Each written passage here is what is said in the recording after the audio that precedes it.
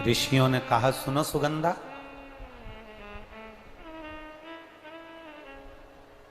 ये 16 सोमवार का व्रत कोई साधारण नहीं है।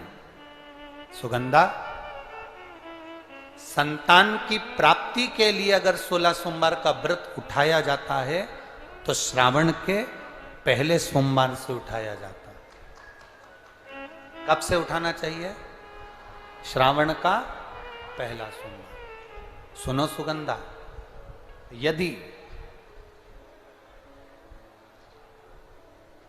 कोई विशेष बीमारी हो गई, बहुत रोग हो गया, तकलीफों में जिंदगी चल रही हो, बहुत कष्टप्रद जीवन चल रहा, तो बैसाख के महीने के पहले सोमवार से 16 सोमवार का व्रत उठाना चाहिए। और सुनो सुगंधा, उत्तम वर, उत्तम घर, व्यापार, व्यवसाय, नौकरी, पद, प्रतिष्ठा,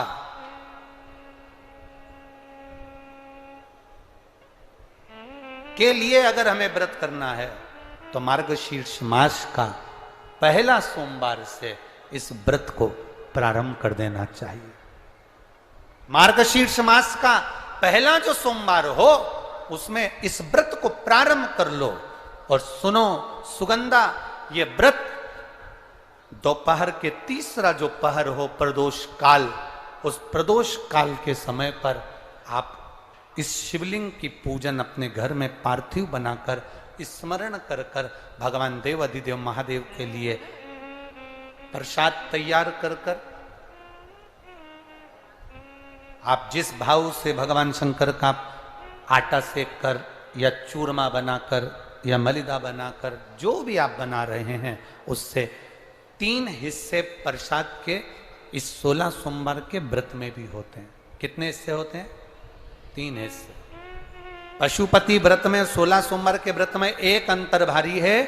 पशुपति व्रत में 2 हिस्से मंदिर में रह जाते हैं, एक हिस्सा अपने साथ आता है और स्वयं को खाना पड़ता है। पर 16 सोमवार के व्रत में यह भाव है, एक हिस्सा भोलेनाथ का रहता है, दूसरा हिस्सा भक्तों के लिए, शिव भक्तों के लिए रहता है, और तीसरा हिस्सा आपके लिए रहता है। यदि पूरा ना पा सकें तो दूसरे को भी आपके हिस्से का प्रसाद दे सकते हैं, प्रदान कर सकते हैं। अब आ जाओ, बड़ा सुंदर प्रसंग।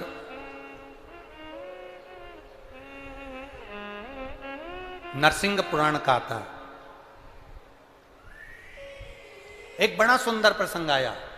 16 सोमवार के प्रसाद को कई माताएं जब 16 सोमवार का उद्यापन करती हैं, 16 जोड़े आमंत्रित करती हैं और 16 जोड़ों को घर में बुलाकर जब भोजन कराती हैं, तो वो 16 जोड़े जो भोजन करने वाले होते हैं या 16 सोमवार के उद्यापन, हम तो आपसे यहां तक कहेंगे कि 16 सोमवार का उद्यापन अगर किसी के यहाँ मोहल्ले में, कॉलोनी में, घर में किसी के यहाँ हो रहा हो तो उसके यहाँ आप भोजन भंडारा खाने के लिए जाओ, चाहे मत जाओ, पर 16 सोमवार का अगर प्रसाद का उद्यापन का अगर प्रसाद मिल जाए तो दोनों हथेलियां फैलाकर श्री शिवाय नमस्तुभ्यम कहकर, ओम नमः शिवाय बोलकर, नमः शिवाय बोलकर अपनी कामना कर कर, किसी के अगर उद्यापन हुआ हो, दोनों हथेलियां फैलाकर उससे थोड़ा सा प्रसाद मांगकर उसी के दरवाजे पर खाकर आ जाइए,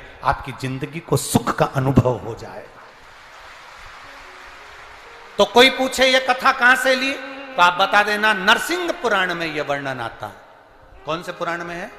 नरसिंह पुराण में वर्णन आया कि एक बहुरुमा नाम का एक दैत्य था, एक असुर।